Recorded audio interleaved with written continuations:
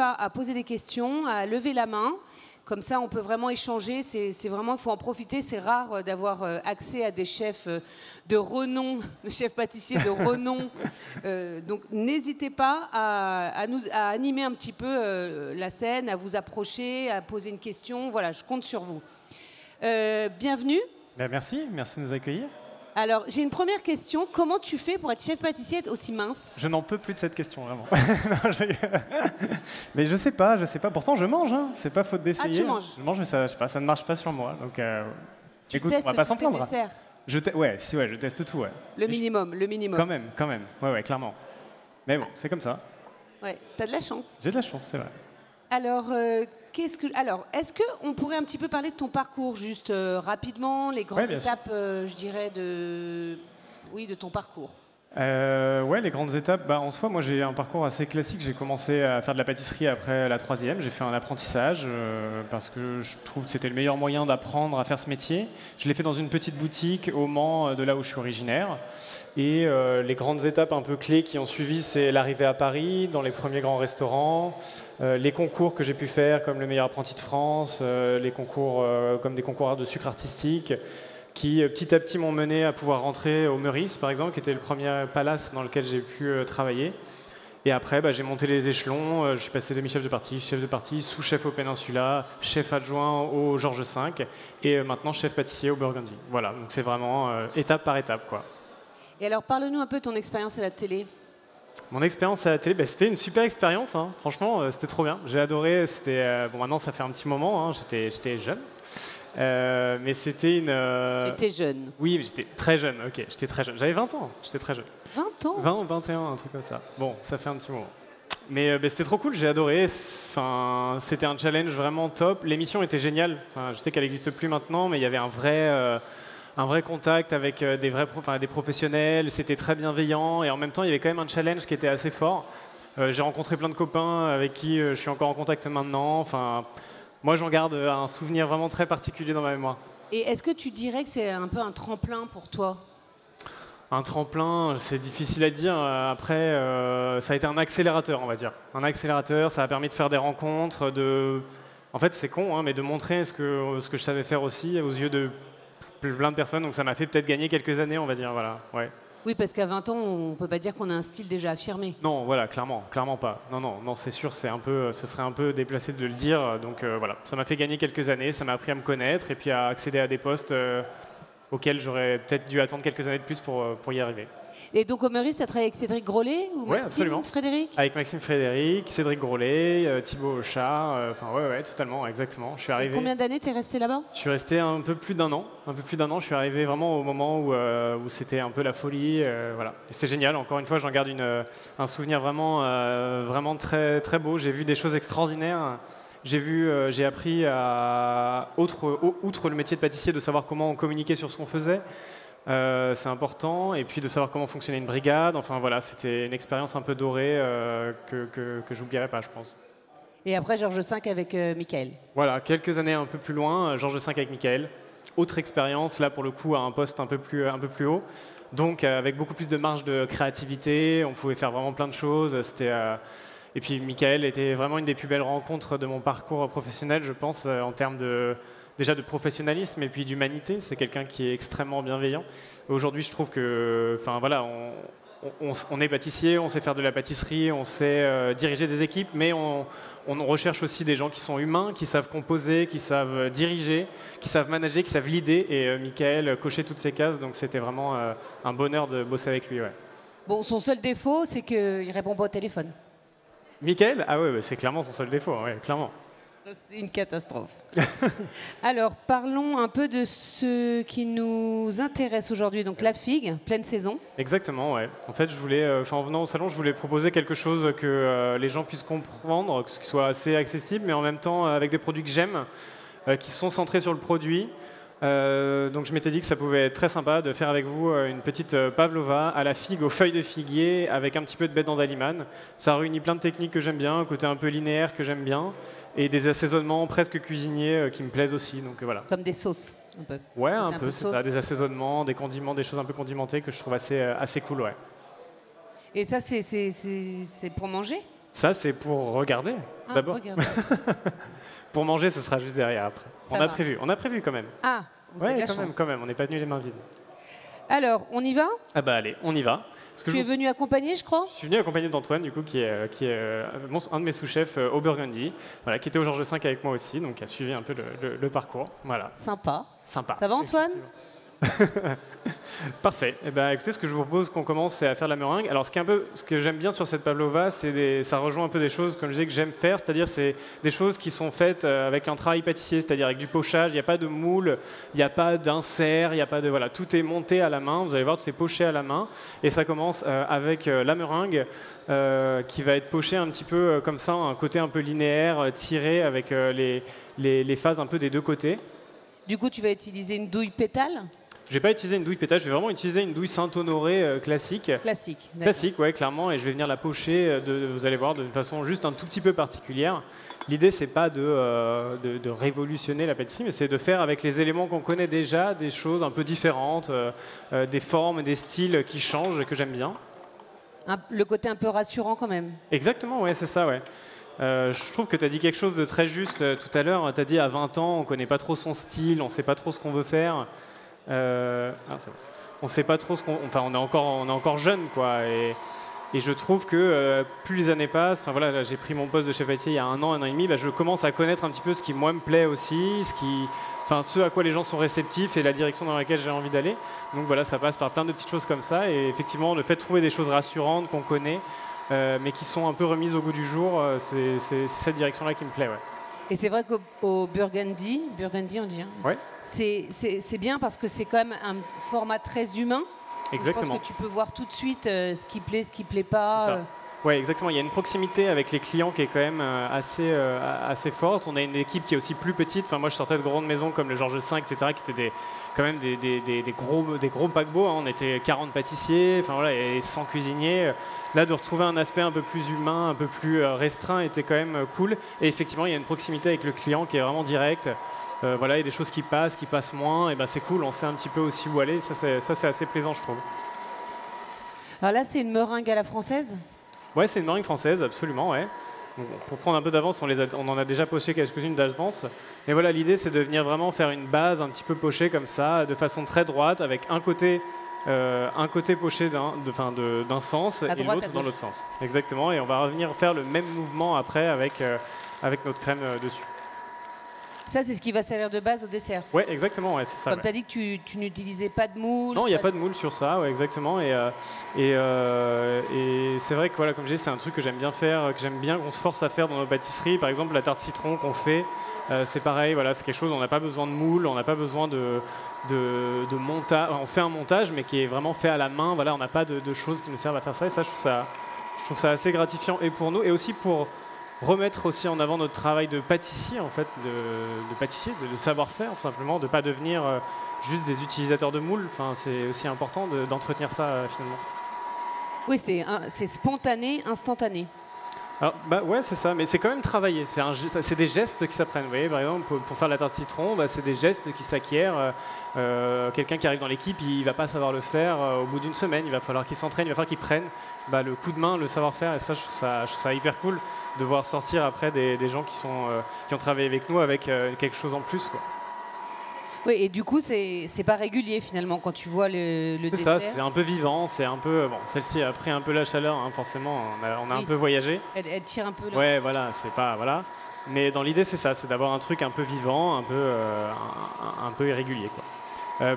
Pendant que la chantilly va monter, je vais vous expliquer un petit peu comment j'ai fait la crème du coup qui va sur le dessus. C'est une crème un peu particulière. Dans l'idée, non, c'est vraiment une chantilly un peu classique. Mais en fait, on est venu la faire aux feuilles de figuier. Moi, j'aime bien l'idée que là, du coup, on puisse utiliser un peu tout le fruit, les feuilles de figuier. Les feuilles de figuier, c'est quelque chose que nous, on utilise vraiment beaucoup dans la pâtisserie parce que c'est quelque chose d'hyper odorant. Et je trouve que même encore maintenant, c'est un produit que les gens connaissent encore assez peu, finalement. Et pourtant, il y a beaucoup d'endroits où tu te promènes, ouais. et ça tout d'un coup, ça sent la figue. Exactement, c'est ça.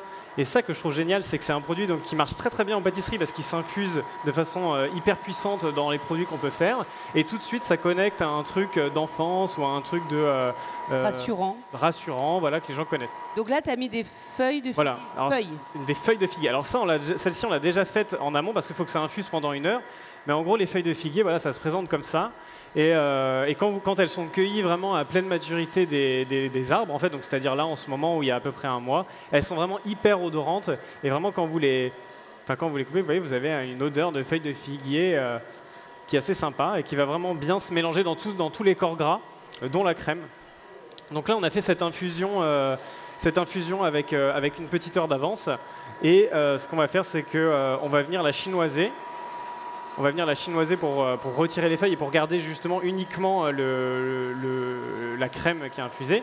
À savoir, ce qui est hyper important justement quand on utilise des feuilles de figuier, et c'est valable aussi souvent pour les végétaux qu'on utilise en pâtisserie, qu'on fait infuser, c'est de ne surtout pas en fait venir écraser les feuilles. Donc c'est-à-dire que là, vous voyez, je vais le mettre dans mon chinois. Je vais juste vraiment racler le minimum de crème possible. Mais je vais surtout pas presser en fait la feuille. C'est vrai qu'on a l'habitude de voir. Ouais, c'est ça. En fait, pour plein de produits, on le fait pour récupérer un maximum de crème. Mais sur tout ce qui va être végétal, le fait de presser, vous allez libérer vraiment de l'amertume dedans. Et ça, c'est quelque chose qui est très propre à la feuille de figuier, qui est très représentatif sur la feuille de figuier, parce que si là, par exemple, je m'amusais à vraiment le presser, je peux vous dire que ce serait vraiment immangeable. Oui, ça prendrait une amertume, mais vraiment très, très, très désagréable. Donc on va vraiment garder que cette crème-là. On va y ajouter du mascarpone, un petit peu de sucre brun. Alors ça, c'est des recettes que tu as juste toi-même ou tu pars de les bases En fait, c'est vrai que pour le coup, je trouve que la chance d'avoir pu bosser dans plein de maisons différentes, c'est que j'ai été confronté à plein de styles différents, à plein de façons de travailler différentes et à plein de recettes différentes. Et je pense que en fait, j'ai pris celle avec qui j'avais le plus de sensibilité, les recettes qui me parlaient plus, que je trouvais le meilleur. Et puis après, je les ai adaptées à moi, à ce que j'aime. Mais voilà, j'ai un espèce de petit carnet de base avec plein de bases de pâtisserie. Et souvent, je prends ça pour pouvoir un petit peu composer les créas qu'on fait à la carte. Voilà. Par exemple, la meringue, c'est meringue classique, c'est la recette classique où tu as twisté un peu le... Ça, pour le coup, la meringue, c'est une recette de base classique. Il y a des choses, il y a un peu des immuables qu'on ne peut pas trop toucher parce que faut pas oublier que notre métier aussi, avant tout, c'est un métier technologique. Donc, on peut toucher, c'est très précis. C'est la différence un petit peu avec la cuisine où, même si aujourd'hui, les pâtissiers travaillent un peu plus sur l'instinct, sur le côté condimenté, le côté un peu vivant, ça n'en reste rien qu'au début, on est un peu bloqué par la chimie et par la technologie sur certaines choses. Les recettes de base sont les exemples précis. La meringue, vous pouvez difficilement la désucrer, vous pouvez difficilement la... Oui, parce que ça, j'ai envie de dire, c'est la grande mode, mais quand même tous les pâtissiers disent j'enlève du sucre. Alors bon, évidemment, c'est bien d'enlever du sucre, mais il faut compenser à côté. Ouais, c'est ça. En fait, on a eu un gros... moi, quand j'ai commencé le métier, on avait on a eu vraiment la grosse tendance de désucrer, etc. Ce qui était une très bonne chose parce que... Non, il y avait des trucs, c'était immangeable. Mais il y a un moment où on a atteint un peu le paroxysme de tout ça, c'est-à-dire qu'on en a presque oublié que le sucre était aussi un peu notre façon de relever des goûts, de les condimenter, un peu comme le sel en cuisine. C'est juste en fait avoir l'intelligence et la sensibilité de savoir l'utiliser à bon usage. Parce qu'effectivement, on sait aujourd'hui aussi que le sucre, c'est pas non plus un produit hyper bon pour la santé. Donc juste utilisons-le à bon escient. Essayons d'utiliser le moins possible des sucres raffinés. Vous voyez, là, j'ai utilisé du sucre vergeoise. C'est des sucres de premier jet qui ont... Alors c'est quoi ça, du sucre vergeoise? Le sucre vergeoise, c'est un sucre avec un peu plus d'impureté. Donc c'est-à-dire qu'il a eu moins de lavage, il y a eu moins de procédés de raffinement. Donc il a un peu plus de goût, il est moins traité. Et moi, je trouve ça hyper cool qu'on utilise de plus en plus des sucres non raffinés comme ça. Muscovado. Ouais, Muscovado, Panela, pour faire des cookies, enfin voilà. Donc ça fait partie de l'équation de essayons de trouver un juste milieu entre l'utilisation excessive du sucre, mais quand même s'en servir comme un aliment. Ouais, c'est bon. Hop. Mais aussi, ce qu'on dit pas trop, c'est que le sucre, c'était aussi un moyen de conserver. Donc on en mettait plein aussi dans les pâtisseries de boutique pour garder ta pâtisserie le plus longtemps possible. Oui, c'est ça aussi. À l'époque, c'était vraiment un vrai moyen. Enfin, il y avait les pâtissiers vraiment qui avaient très peu de moyens de réfrigération et qui utilisaient beaucoup la crème au beurre, par exemple, qui était un produit qui se conservait très bien. Mais bon, voilà, après, chaque pâtissier fait aussi avec son époque. Maintenant, aujourd'hui, on a beaucoup quand même évolué là-dessus. On sait comment conserver mieux des produits. On n'a plus besoin de ces conservateurs-là pour pouvoir nous donner de la matière pour créer, par exemple. Alors, on revient à la meringue. Ouais, voilà. Donc là, c'est vrai que là, du coup, j'ai laissé la chantilly derrière. Donc nous, forcément, on en avait fait une autre un petit peu en amont pour pouvoir bien la refroidir. Parce qu'il faut savoir que la chantilly que j'ai prise avant, donc du coup, on l'a chauffée pour faire infuser nos feuilles de figuier. Donc si vous voulez, quelque part, vous avez commencé à déstructurer un petit peu votre crème. Donc il va falloir lui laisser du repos pour qu'elle puisse vraiment bien bien reprendre et pouvoir la faire monter après, justement. D'accord. C'est pour ça qu'on en a fait une en amont. Donc là, voilà, on a notre petite meringue vraiment classique. Hop. C'est brillant, c'est beau. C'est beau, effectivement. On est sur un truc sympa. Tout le monde connaît. Ça marche à tous les coups. Tac. Ça, du coup. Merci. Donc là, en gros, l'idée, c'est très simple. Je vais venir vraiment pocher des traits un peu assez réguliers, les uns derrière les autres. Il y en a 5, c'est ça? Il y en a 6. 6. Je ne sais plus compter. Ah oui, 6. Voilà, ça rejoint des choses que j'aime bien. J'aime bien ce côté un peu linéaire, droit. Enfin voilà, je sais que moi j'aime beaucoup dessiner. J'adore les dessins avec les dessins un peu architecturaux, les traits, les côtés très géométriques.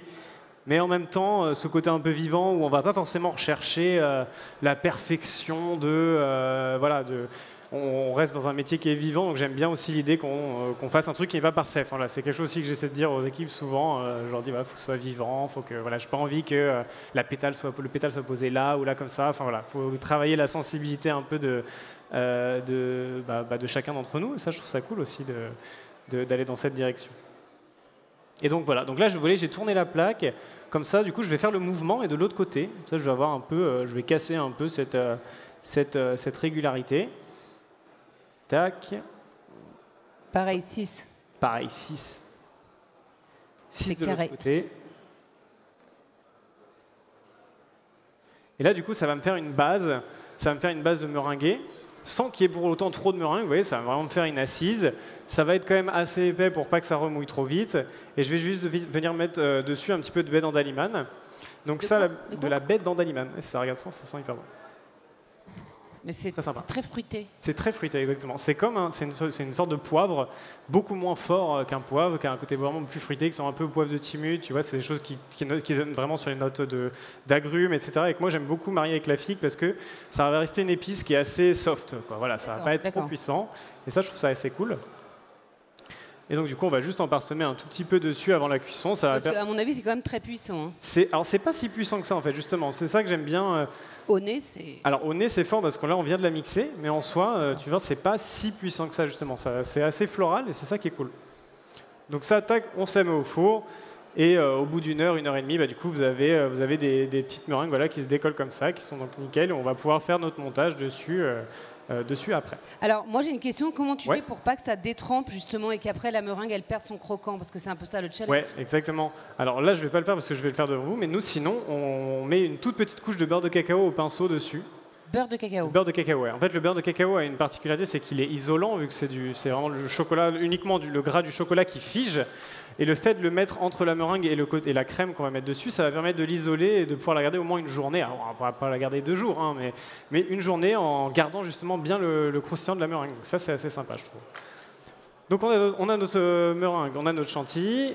On va quand même mettre un petit peu de fruits à l'intérieur, vous allez voir. Donc on va juste se faire une petite compotée de figues très rapide, vous allez voir, un peu condimentée, comme je vous disais, un côté un peu cuisinier. Pour ça, en fait, on a fait cuire quelques figues dans des feuilles de figuier avant de venir. Donc ça, c'est assez sympa. En gros, on a donné juste un petit point de croix sur les figues. On les a mis dans une cassolette avec des feuilles de figuier. On les a cuits au four très fort, à 220 degrés pendant 4-5 minutes, pas plus. Et du coup, vous avez la feuille de figuier qui est venue vraiment donner un peu de goût, un goût un peu sympa à la figue. Tu as dit dans une casserole? Dans une petite, non, on l'a fait là-dedans dans les petites cassolettes. mais vous pouvez mettre ça dans une casserole, dans un plat. Ouais, au four, ouais, bien sûr. Ouais, carrément, au four, ça marche très bien. Et on va pouvoir venir là, juste faire chauffer une casserole à vide avec de l'huile d'olive, et on va les faire chauffer, on va les faire compoter tout doucement. Ma petite question, c'est les jaunes, c'est qu'elles sont moins mûres ou rien à voir? Pas du tout, c'est vraiment une autre variété.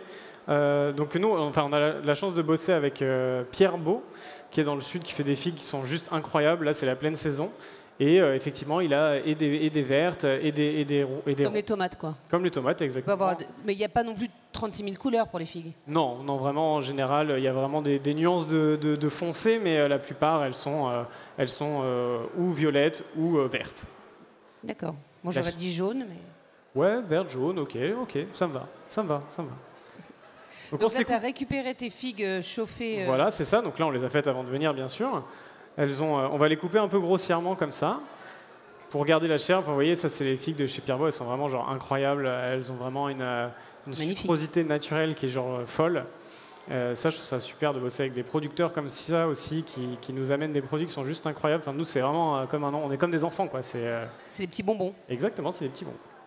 Tac, voilà. Ça, c'est pour faire un gel. Ça, c'est pour faire la petite compotée qu'on va mettre au milieu. Là, on la voit pas parce qu'elle est en dessous, mais vous allez voir après. Et donc là, c'est très simple. On va même pas utiliser de gélifiant ni rien. On va vraiment venir condimenter un peu ces figues. Alors, on va... Moi, je peux pas t'aider, je suis... C'est bon, ça a l'air de marcher. On s'est préparé... Si quelqu'un a une question, n'hésitez pas. Hein. Donc on a nos figues chauffées. On s'est préparé à part des petits pots avec de l'huile d'olive, un petit peu de miel de bruyère et un jus de fruits noirs. Donc en gros, jus de fruits noirs, c'est jus de cassis, mûre, tout ça que nous on a fait en amont. Et ça va venir donner un peu d'acidité à la figue, qui est un fruit quand même hyper rond. Ça va lui donner un petit peu de profondeur quand même. Mais en fait, quand tu as dit j'utilise pas de gélifiant, type agar-agar ou... Alors, finalement, tu utilises la pectine qui est dans le cassis? Ouais, alors le jus est assez liquide en soi. Mais vu que la figue est un fruit qui est quand même assez charnu, on va pas forcément avoir besoin d'avoir quelque chose de très collé à la base. Ok. Donc voilà, donc là je vais faire chauffer ma casserole à blanc, donc vraiment assez fort quand même. L'idée c'est vraiment de pouvoir concentrer un peu les fruits, de la cuire le moins possible. Enfin moi j'aime pas trop les compotés qu'on cuit pendant très longtemps, où le fruit va perdre sa couleur, il va se concentrer assez lentement. Là on essaie d'avoir justement un peu l'inverse, d'avoir des choses qui sont assez vives, qu'on va mettre juste un fond d'huile d'olive, qu'on va laisser un peu prendre. Tac, voilà. Et on va venir verser nos figues dedans tout simplement en fait.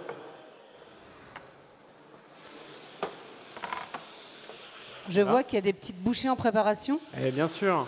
Ah, vous avez de la chance aujourd'hui. Non, je trouvais ça cool que vous puissiez tester vraiment ce goût de feuilles de figuier et de baies d'andalimane qui au final vont bien ensemble et qui sont assez faciles en fait, je trouve. Voilà. C'est facile à refaire à la maison, ça. Ouais, clairement, totalement. Tellement facile. Tellement facile. Un petit peu de miel. Un petit peu de miel, voilà. Voilà, on n'hésite pas à bien faire caraméliser, c'est ça qui est cool. Et là, je vais rajouter du coup un petit peu de jus de fruits noirs dedans. Voilà, ça va prendre une couleur sympa en plus. Voilà, c'est plutôt pas mal, ça sent plutôt bon. Et après ça, on va le laisser 5 minutes, même pas, on le laissera refroidir. Et ensuite, quand ça va refroidir, ça va devenir vraiment mou. On va pouvoir juste l'écraser avec une cuillère, ça va nous donner une compotée un peu granuleuse, qui a encore un peu de texture, qui n'est pas complètement de l'eau. Et on va pouvoir faire notre montage après avec tout ça. Génial, bah écoute, c'est super si on peut passer au montage, on est parfaitement dans le timing. Merveilleux. Tac. Ça, je te mets là. Ouais, c'est tout. On va se garder quand même quelques petites minutes après pour envoyer les bouchées parce que souvent on fait mal la transition. Donc dès que c'est... Je sais pas. Dès que c'est prêt, c'est bon? Il nous reste 9 minutes. 9 minutes, ok. Je te laisse gérer. Ça marche. No pressure. Tac, on va se monter la chantilly. Yes, merci. Donc là, vous voyez, la chantilly qu'on a fait reprendre, la chantilly feuille de figuier a repris un petit peu vu qu'il y a du mascarpone dedans. Donc on va pouvoir juste la faire monter, on va se la mettre en poche et on va faire un peu le même pochage qu'on a fait de base avec les blancs d'œufs, avec la meringue. On va reprendre ce mouvement, on va creuser l'intérieur, on va y mettre la marmelade de figues et les petites figues fraîches dessus. Et ça va nous faire un truc assez sympa. Ah d'accord, c'est ça en fait, j'ai l'impression que ça tombait un peu, c'est juste que tu reprends le même mouvement. Exactement, ouais, tu reprends le même mouvement. Là, c'est qu'elle a pris un peu chaud, donc du coup, elle est un peu retombée. Mais normalement, quand on va la pocher, là, elle va être assez simple. Oula. Eh mais hein, il va arriver une cata là. Ah, ce batteur. Ça me fait peur. À chaque fois, il y a des histoires avec les batteurs. C'est toujours ça, c'est vrai. Je te jure. Vas-y, C'est bon. fâche-toi. J'y crois, j'y crois. C'est tout, parfait. Donc ça, en parallèle, nous, on s'est déjà coupé du coup des petites figues, un peu de toutes les tailles. Donc vous voyez, on a pris des figues violettes rondes de Bordeaux. Donc ça, elles sont crues. Ouais, celles-ci, elles sont crues, ouais, clairement. Ouais. Bah, parce que je trouve ça cool aussi quand on a des beaux produits de saison qui, en plus, sont faits par des fournisseurs qui sont top, de pas trop les dénaturer aussi. Je trouve ça bien. On a déjà une compotée. Ah. Je te dis, On a déjà une compotée à l'intérieur. Bon, voilà, on va peut-être pas s'amuser à trop non plus déstructurer. Je viens de péter parce qu'il commence un peu à avoir chaud.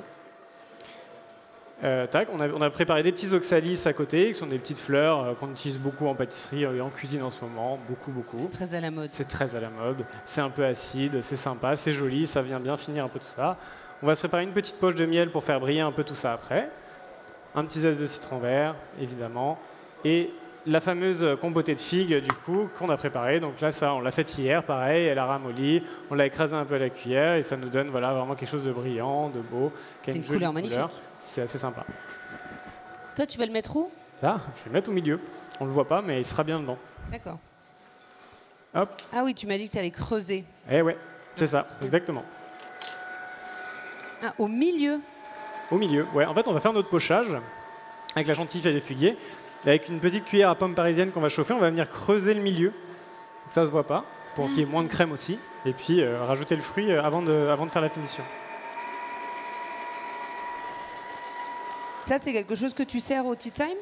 Alors non, mais c'est quelque chose qu'on va mettre à la carte, de nos pâtisseries à emporter à partir de demain, justement. Ah voilà. Oui, parce qu'il y a il y a une vitrine. Exactement, c'est ça, ouais. On fait ça et on sert aussi au bar, du coup, nos pâtisseries du moment.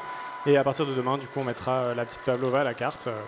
Et ça, tu changes tous les combien? Pour ça, franchement, on le change un peu tout le temps en fonction des saisons. Les cartes, elles sont tout le temps en mouvement, donc c'est ça qui est assez cool aussi, quoi. La rentrée nous amène plein de nouveaux produits, c'est ça qui est cool aussi. Là, bientôt, on va avoir le coin, bientôt, on va avoir la noix, les pois. Enfin bon, là, c'est la fin de l'été, mais on a quand même plein de... T'adores les fruits, toi? Ouais, clairement, ouais. Le coin, c'est vraiment pour le coup un truc que les gens n'aiment pas. Que les gens n'aiment pas? Oui, parce quand qu'ils connaissent. Ils aiment. C'est ça, exactement. Parce que c'est tellement compliqué de bien le travailler. Ça, déjà, c'est long, c'est chiant. Oui, voilà. C'est dur, c'est chiant à faire.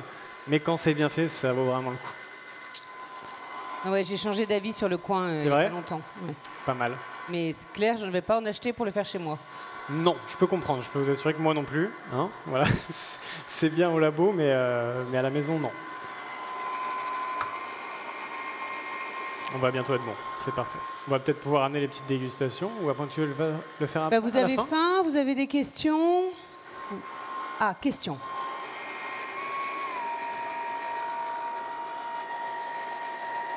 Bonjour. Bonjour. J'ai plusieurs questions. Ouais. Pour réussir à avoir une meringue qui ne soit pas trop collante, on m'avait dit deux choses. Donc, ne pas désucrer trop. Ouais. Voilà, garder le... Et par contre, on m'avait dit de chauffer un peu le sucre. Pas de le faire fondre, mais de le chauffer un peu. Le sucre? Oui, avant de le... Pas forcément, c'est pas forcément nécessaire. L'idée, c'est déjà que... en fait, vous avez trois sortes de meringues différentes. Vous avez la meringue française, la meringue italienne. Mais pour faire une meringue française, vous avez, normalement, vous avez besoin de rien chauffer. Il faut juste respecter vraiment à la lettre les quantités. Une meringue, c'est très simple. De toute façon, c'est 2 fois plus de sucre que de blanc d'œuf. Quelle que soit la recette. Mais après, oui, si vous pouvez avoir les blancs tempérés, oui. Okay. Les blancs peuvent être tempérés, c'est mieux. C'est mieux plutôt que froid. Mais pas besoin de chauffer le sucre. Non, ça n'a pas vraiment d'utilité. Et au niveau de la cuisson, c'est une cuisson très basse et longtemps? Exactement, c'est ça. Vous allez cuire dans un four à 80 degrés pendant au moins 1 heure. Ça dépend de la taille que vous allez faire. Par exemple, celle-ci, on les cuit une bonne heure. 1 heure, 1 heure et demie. Hein. Mais après, ça dépend de vos fours aussi. Vous avez, si vous voulez pas que ça colore, il faut vraiment que vous ayez un four qui soit quand même assez cool, quoi. Voilà. Voilà. Et maintenant, la baie d'Andaliman, parce que je l'ai utilisée en infusion dans une crème. Ouais. Le grammage, parce que je pense que j'avais eu la main forte. Ouais. Bah alors ça, en fait, les gens me posent souvent cette question-là, mais ça dépend tellement des épices que vous travaillez, d'où elles viennent, où vous les avez achetées. Alors j'avais acheté, ça m'avait été recommandé par Mathieu Carlin, Ok. Chira, oui, à l'épicerie Chira. Épicerie Chira, ok, je connais pas. Bah, du coup, oui, si ça vient quand même Je l'ai moulu moi-même. Ok, ouais, voilà. Donc ouais. Il faut savoir que dès que vous êtes en train de moudre vous-même vos poudres, vous avez une puissance qui est quand même forte pendant les premières heures à laquelle vous allez l'utiliser. Hein. Donc j'ai pas vraiment de recommandation de grammage. Après, chez les baies d'Andaliman, par exemple, je pense qu'on est de l'ordre de 1 gramme pour 1 litre, quoi, ou 2 grammes pour 1 litre. Ouais. Après, tout dépend de ce que vous recherchez. Il n'y a pas de bonne ou mauvaise réponse, mais en soi, ouais, c'est assez peu quand même. On peut monter, il nous reste 3 minutes. On y va. C'est pour ça que j'ai chopé Antoine. Tu as très bien fait, Donc hop, tac, on remet ça dans notre poche. On va suivre le même mouvement. Donc je commence par là. Hop. Donc là, tu es entre les lignes, exactement. Même douille, basique. Douille, pareil, vraiment. Hop, tac. Je fais le même mouvement. Ouais, donc ça prend un petit temps. Ouais, c'est un petit coup de main, mais c'est assez satisfaisant, quoi. Oui, je sais, mais c'est vraiment un coup de main parce qu'une fois j'ai essayé, j'ai cru que c'était facile. C'est pas facile. Oui, mais c'est un peu ce qui fait la beauté de notre métier, c'est que tout le monde a l'impression que c'est facile et pas tant que ça. Vive Instagram. Hein. Oui, c'est ça, exactement. C'est ça. Insta versus reality. Tac. Pareil, on ne cherche pas à faire un truc vraiment parfaitement régulier, on fait un truc un peu vivant. Hop. OK. Et donc c'est là que je vais venir creuser le centre. Donc je mets ma pomme parisienne dans une eau un petit peu chaude. Bah dis donc, t'as pas intérêt à en mettre partout quand tu creuses. Quand quoi? C'est pas évident de creuser. Tu vas voir, c'est pareil, c'est très satisfaisant. Ah oui, c'est très satisfaisant. C'est la SMR. Ouais, c'est ça. C'est la SMR un peu pâtissier, quoi. ASMR pâtisserie. On va lancer un truc, tiens. On va lancer quelque chose, il y a un concept. D'accord, oui, bon, ça ne l'abîme pas. Ça n'abîme pas, voilà, c'est fait pour. Tac, donc juste ça. On se garnit le centre avec notre marmelade de figue. Donc dans la bouchée que les gens dégustent, il y a tous les éléments? Il y a tous les éléments, oui, tout à fait, il y a tous les éléments. Vous avez une petite figue fraîche, la petite meringue, la marmelade de figue à l'intérieur et la petite chantilly aux feuilles de figuier sur le dessus avec un peu de baie d'Andaliman. C'est sympa aussi rond comme ça. Comment? Un petit bijou. Ouais, clairement, en petit comme ça, c'est sympa aussi. C'est un peu plus classique, mais c'est très sympa aussi. Et donc là, on va venir garnir avec toutes nos petites figues fraîches, pareil, en suivant toujours un peu ce mouvement un peu linéaire, en mettant un petit peu dans tous les sens, de chaque côté. Là, tu as un nombre précis ou ça dépend de la Non, pas du grosseur? tout. C'est vraiment, on fait en fonction des fruits, de comment ils sont, de leur taille, etc. On en met un peu des vertes, un peu des rondes comme ça, violettes. Tac, on vient vraiment se faire ce petit montage un peu, un peu strié comme ça que j'aime bien. Oui, tu garnis bien quand même. Ouais, il en faut quand même. Ouais, faut pas manger ça à la main quand même, je pense. Ah non, faut pas manger ça à la main, c'est clair. Tu t'en mets partout. Tu t'en mets un peu partout, ouais. Ça reste gourmand, quoi. Tac, on vient bien combler un peu tous les trous. Magnifique. Hop, une eau. Ah oui, t'y vas. Hein. Ouais. Et voilà, là, on a un truc sympa. On va mettre nos petites l'oxalis pour feuilles apporter l'amertume. Ouais, alors c'est vraiment pas ça qui apporte de l'amertume, mais pour vraiment apporter un côté un peu joli, on va pas se mentir. Ah d'accord, c'est pas le côté. Bah ouais. Comment? Je pensais que c'était vraiment plus pour le goût que le. Non, c'est vraiment acide. Enfin, dans le sens où oui, c'est pour décorer, mais c'est quand même pas mauvais, quoi. Voilà, c'est un vrai goût sympa, quoi. Tac, on va venir se mettre du miel. Un tout petit peu de miel, un filet vraiment. Ah oui, d'accord. Et oui. Comme ça va nous faire briller tout joli. ça. Ça va être assez sympa. Tac, un petit... Allez, putain, heureusement que t'es là. Microplane. Un petit peu de citron vert. Tac. Waouh. J'ai presque fini là. Regarde, je te jure, je mets la baie d'Andaliman et c'est terminé. Non. Bah écoutez, j'espère que vous êtes régalés. Je vous demande d'applaudir très fort Léandre. Et merci beaucoup pour... votre présence avec nous. Merci beaucoup, c'était un plaisir. Merci. C'est vrai.